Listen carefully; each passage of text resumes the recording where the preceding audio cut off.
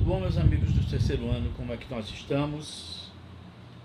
Simultaneamente às aulas, a resolução das provas do Enem de anos anteriores, não é?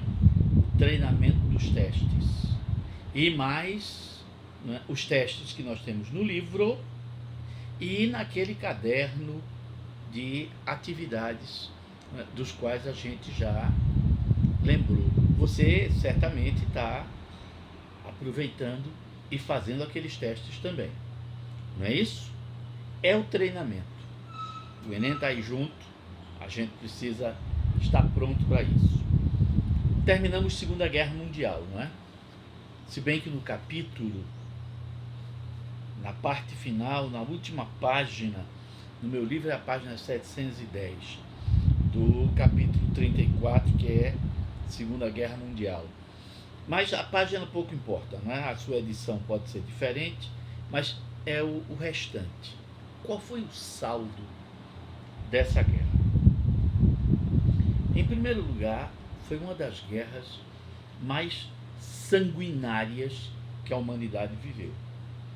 Lembra que ela abrange praticamente toda a Europa, todo o norte da África, não é isso? E a Ásia Oriental, né? A parte referente à Coreia, ao Japão, à China, a antiga Indochina, que hoje Laos, Camboja, Vietnã, a Mianmar, a antiga Birmânia. Você teve guerra também na Indonésia, o arquipélago da Indonésia. Você teve guerra nas Filipinas. Você teve guerra em muitas ilhas do Pacífico que foram dominadas pelos japoneses e que os americanos terminaram libertando. Foi uma guerra que atingiu 3 continentes. Só as Américas se livraram do conflito. Mas você sabe que aqui no Brasil, nas nossas costas, no nosso litoral, nós tivemos navios brasileiros afundados por submarinos alemães. Da mesma forma que nós também cedemos parte do Nordeste, em especial o arquipélago de Fernando de Noronha e a base aeronaval em Natal, Parnamirim, para os americanos. Não é isso? A participação de brasileiros na guerra, a participação de tropas canadenses, australianas na guerra, não é isso? Muito bem. O que é que ficou disso daí? O livro traz algumas coisas. Total de mortos, entre 40 milhões a 60 milhões de mortos. Isso entre setembro de 39 a setembro de 45, em 6 anos.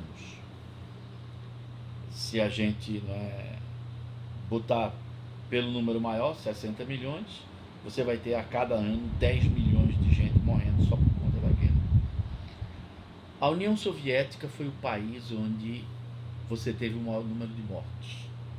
Foi o país que mais deu vidas de soldados e de civis para derrotar o nazismo. 18 milhões de mortos, dos quais 7 milhões de civis. Na Alemanha nós tivemos 4 milhões e 200 mil mortos e 5 milhões de feridos. A Itália perdeu 400 mil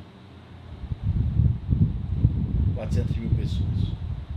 O Japão, 2 milhões de mortos e 4 milhões de feridos, além de milhões de pessoas que, sob o efeito da radiação, passaram a morrer a partir de 1945. Né? Entre 1945 e 1975, nós tivemos pelo menos 4 milhões de mortos resultantes da radiação provocada pelas bombas sobre Hiroshima e Nagasaki. A Grã-Bretanha perdeu 422 mil vidas. Estados Unidos, 300 mil soldados, 6 mil civis. A Polônia, 5 milhões e 800 mil mortos. Desses, só 123 mil eram soldados. Ou seja, praticamente 5 milhões e meio de civis poloneses morreram por conta da guerra. No Brasil, nós tivemos 943 mortos, soldados brasileiros, e 4.222 soldados feridos. Alguns civis no bombardeamento dos navios. Judeus mortos em campo de concentração, quase 6 milhões. Metade desses 6 milhões eram poloneses. A guerra custou em dinheiro de hoje $1 quatrilhão. Sabe o que é isso? É muito mais do que o PIB da China e dos Estados Unidos somados. As maiores economias do mundo hoje, no ano.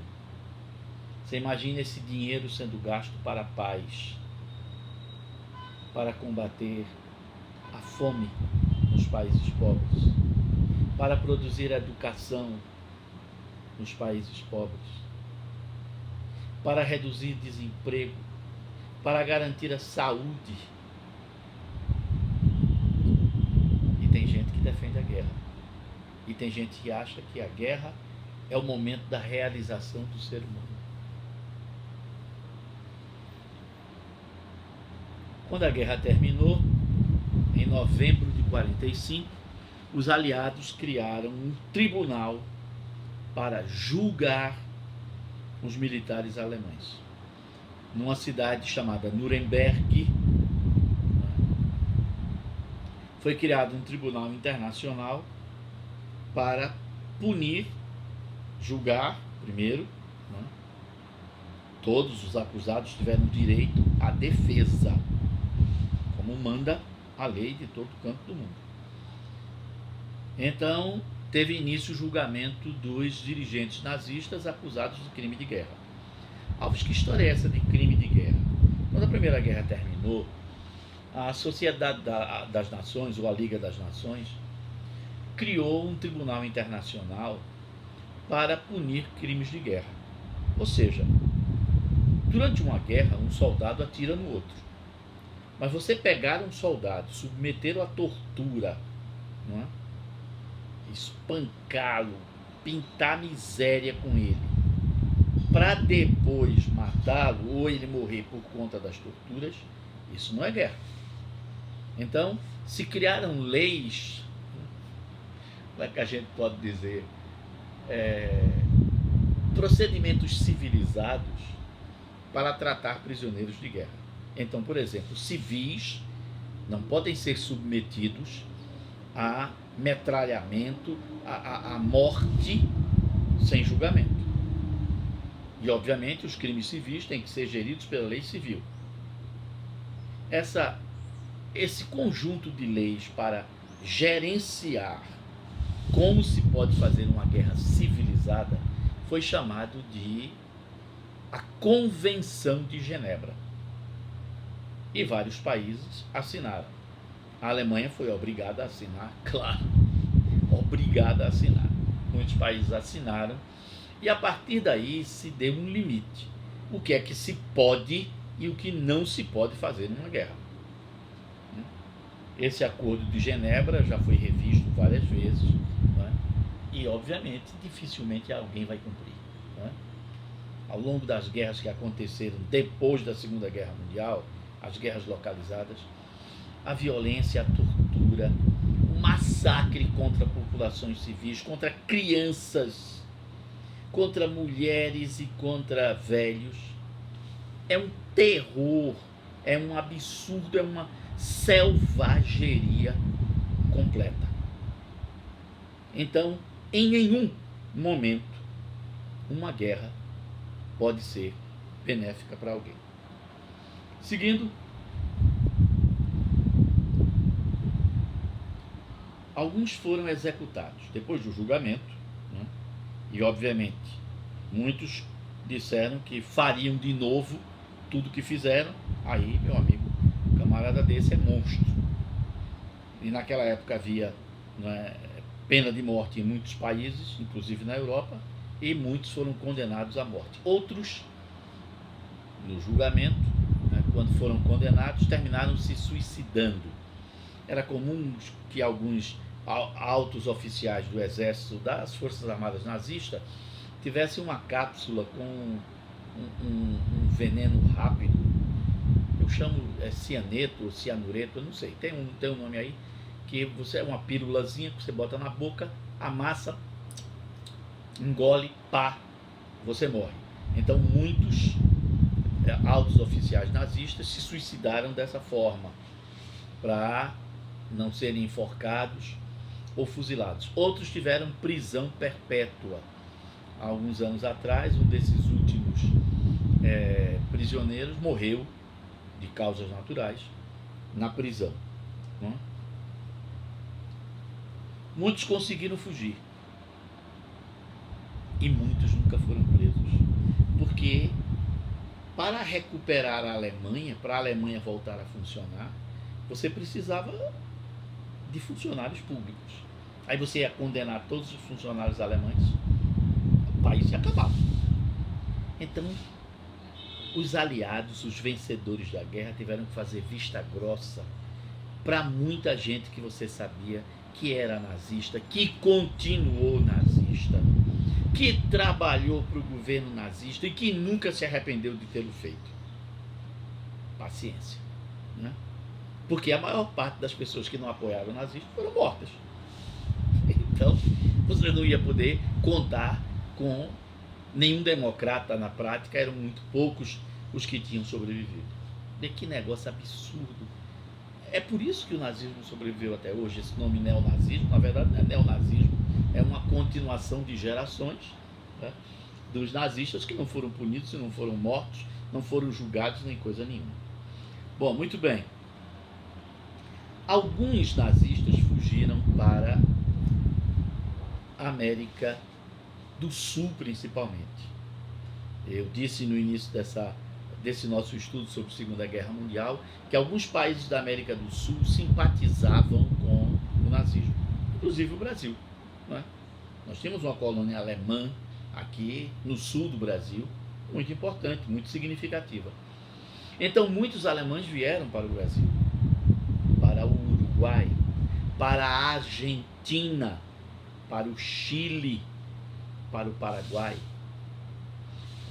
Um famoso, né, médico nazista alemão chamado Joseph Mengele passou um tempo no Brasil, né, no Paraguai, terminaram, né, descobrindo, ele fugiu para o Paraguai, conseguiu se esconder por lá, né, depois voltou para o Brasil, né, também anônimo, escondido, morreu aqui, mas a ossada dele foi recuperada. Joseph Mengele era médico nazista, fez muitas experiências com seres humanos, judeus, claro, dos campos de concentração.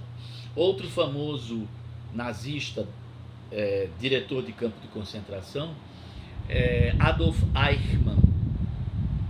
Ele se refugiou na Argentina, mas nos anos 60, né, a época dos Beatles, quando os Beatles começaram, pois bem, Adolf Eichmann foi descoberto pelo serviço secreto israelense, o Mossad. E aí Israel pediu a repatriação de Adolf Eichmann para Israel, para ele ser julgado por crimes de guerra. A Argentina negou a extradição do criminoso nazista. Disse que ele não sairia da Argentina, entendeu? Que ele naquela altura já era cidadão argentino e que não podia ser extraditado. O serviço secreto israelense, então, sequestrou, veio até a Argentina, prendeu Adolf Eichmann botou num avião e levou ele para Israel. E ele foi julgado lá em Israel, num tribunal, e condenado à morte. Foi um caso que teve uma repercussão enorme. Na época eu tinha 11 anos, 12 anos de idade, e me lembro disso, essas notícias pelos jornais, pela revista, isso era muito comentado o tempo inteiro, não é? Foi nessa época que uma jornalista norte-americana judia, depois fez filosofia, chamada Hannah Arendt, acho que o professor de filosofia já falou dessa mulher quando trabalhou em epistemologia, não é? E o mal que a ciência pode fazer aos homens. Hannah Arendt, não é? Cobriu o julgamento de Adolf Eichmann.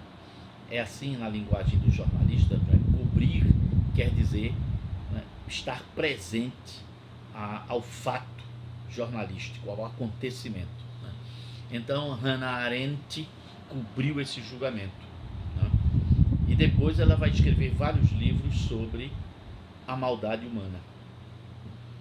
A especialidade dela em filosofia vai ser a maldade humana. O que faz um ser humano se tornar maldoso, cometer violências contra outros seres humanos sem sentir nenhum tipo de culpa, nenhum tipo, e sem ser doente no sentido de ser psicopata, né?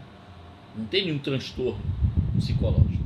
O que faz um ser humano comum se tornar administrador de um campo de concentração e saber que todo dia pessoas são mortas em escala industrial, todo dia morre 1.500 pessoas, 1.800 pessoas, e você não se sentir, como é que a gente diria, estremecido, estarrecido com uma coisa dessa. Menina, a Segunda Guerra Mundial foi monstruosa demais. Muito bem.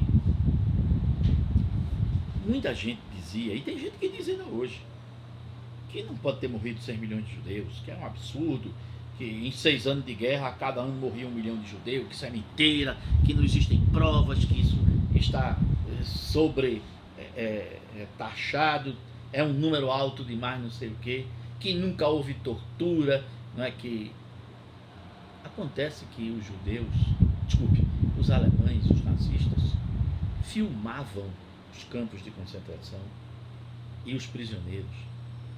Filmavam inclusive a execução dos prisioneiros, ou por fuzilamento, ou nas câmaras de gás. Os alemães filmavam os corpos, os defuntos judeus, sendo colocados nos fornos para serem queimados. Não sobrar carne, só o pó dos ossos, para virar farinha e ração para bicho.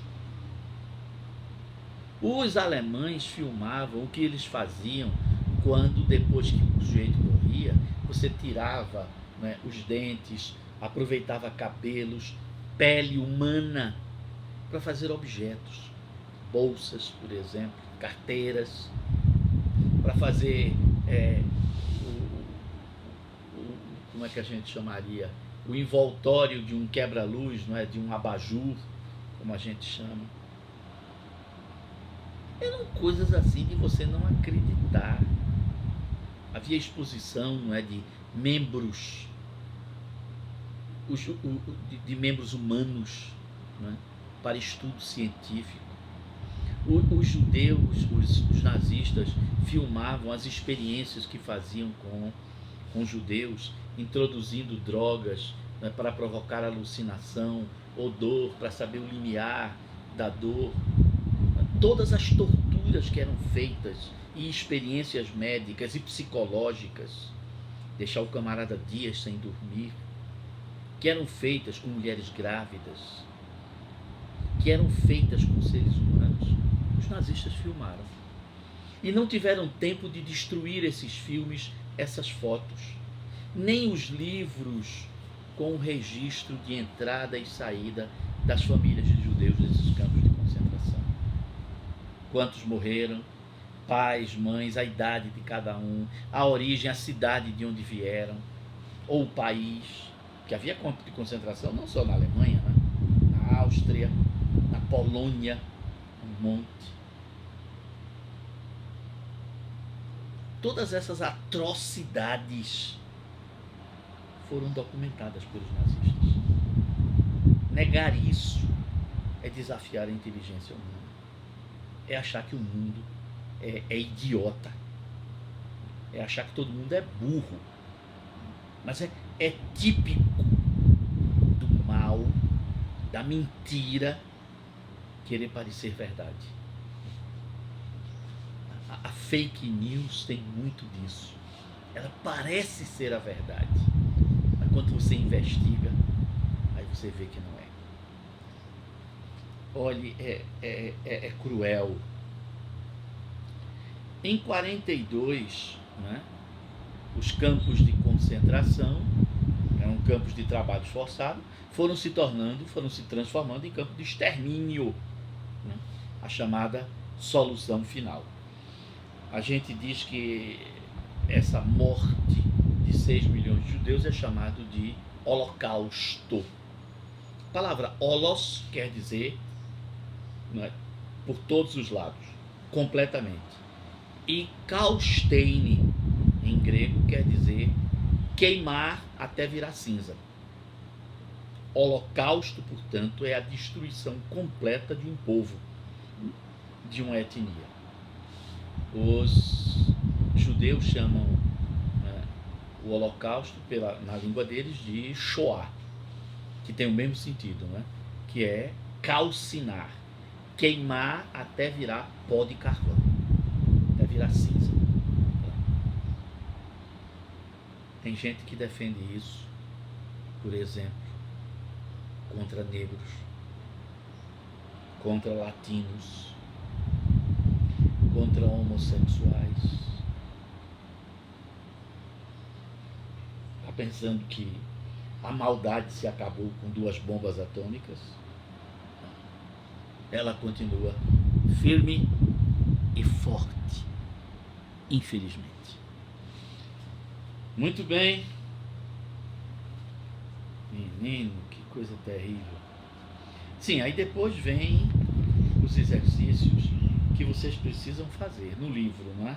Quando termina o capítulo. E um monte de textos que completam o assunto. Questões do Enem. Tem uma questão interessante sobre o Capitão América, não é? Um gibi, uma história em quadrinhos que foi criado durante a Segunda Guerra Mundial. Capitão América é a encarnação, né, a personificação do espírito do soldado americano, lutando contra Hitler. Está aí no livro. Tem a história de uma menina, uma judia holandesa, que precisou se esconder e escreveu um diário durante 2 anos e meio em que ela esteve escondida para não ser morta. Até que finalmente, né, a casa onde ela estava é descoberta pelos nazistas e ela e a família são mortas. Né? Anne Frank, o nome dessa menina. E esse diário se tornou famoso no mundo. Né? Tem também depois, não é, fotos do que ficou, como ficou Berlim e muitas cidades alemãs depois dos bombardeios dos aviões aliados sobre essas cidades alemãs. Numerosos monumentos históricos viraram ruínas, catedrais da Idade Média, palácios, museus, hospitais, orfanatos. Eita, meu Deus, o que é uma desgraça de uma guerra. Muito bem. Qual foi a situação do mundo, como ficou o planeta Terra logo depois que a guerra acabou? Bom, 2 coisas vão aparecer para os historiadores quando a Segunda Guerra Mundial termina. A primeira coisa é que um país que era socialista, marxista, comunista, na linguagem popular, libertou grande parte da Europa Oriental. E a sua influência atingia também a China e a Coreia. Esse país é a União Soviética. Você sabe que alguns países da Europa Oriental só conseguiram derrotar o nazismo porque o Exército Vermelho, o Exército Soviético, vai libertar esses países. Claro, com a ajuda, não é, de pessoas desses países, mas é o Exército Soviético que consegue isso. Então, países como a Letônia, Estônia, Lituânia, Polônia, Hungria, Bulgária, Romênia, Tchecoslováquia, Iugoslávia e parte da Alemanha serão libertadas do domínio nazista graças ao Exército Vermelho. E é lógico que esses países vão ficar sob controle da União Soviética. A mesma coisa, a China contou com a ajuda dos Estados Unidos, mas contou com a ajuda também da União Soviética. A China vai virar a área de influência soviética. A Coreia, a mesma coisa. Parte da Coreia foi libertada pelo Exército Vermelho contra o domínio do Japão. Lembrando que na Ásia, não é, a Rússia luta contra o Japão. Na Ásia, os Estados Unidos lutam contra o Japão. Na Europa, é contra a Alemanha nazista e a Itália fascista. Então, o que é que vai acontecer? De repente,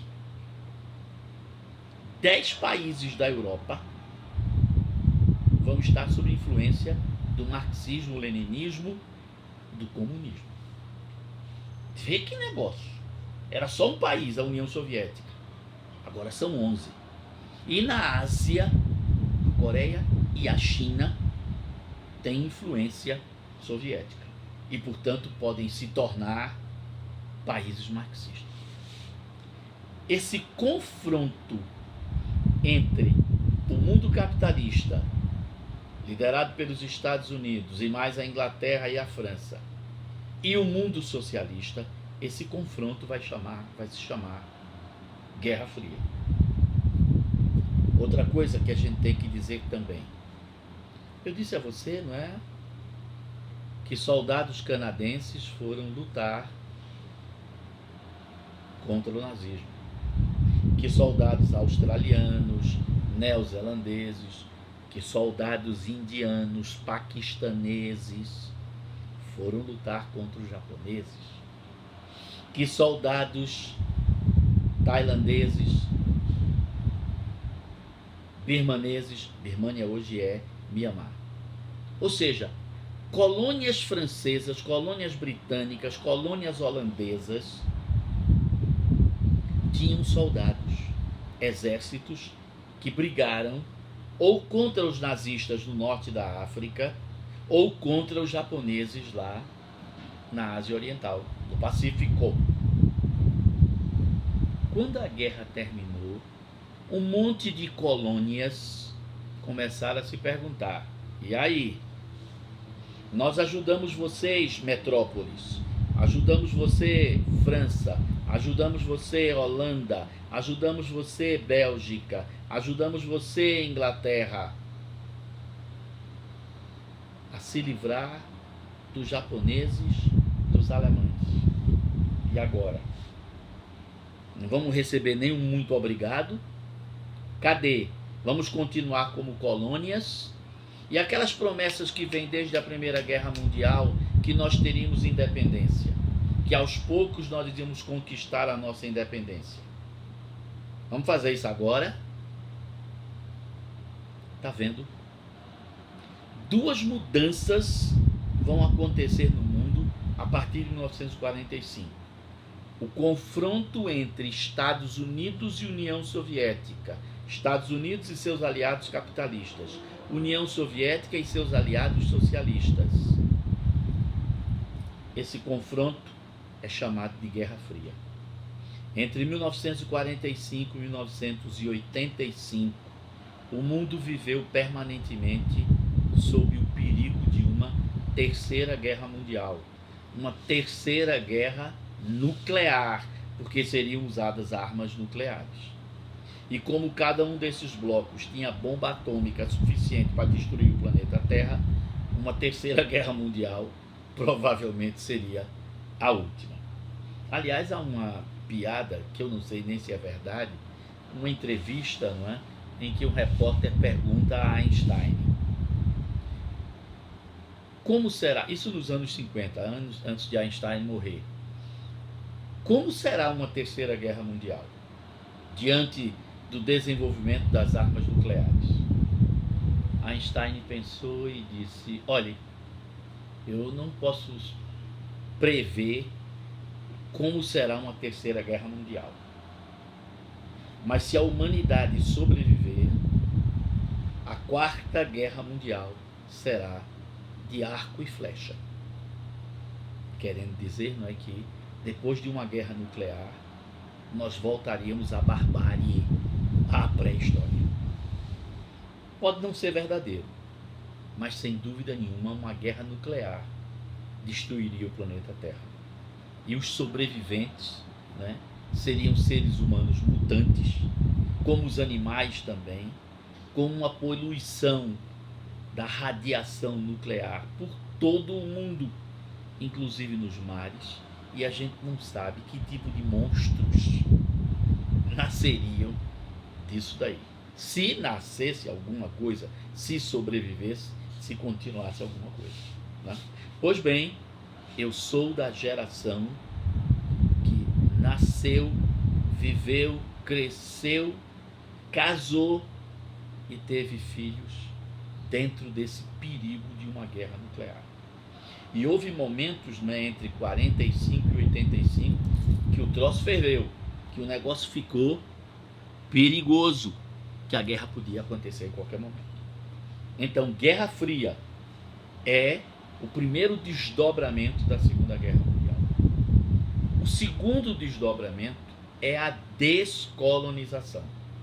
Aquele processo de neocolonialismo do final do século XIX, não é?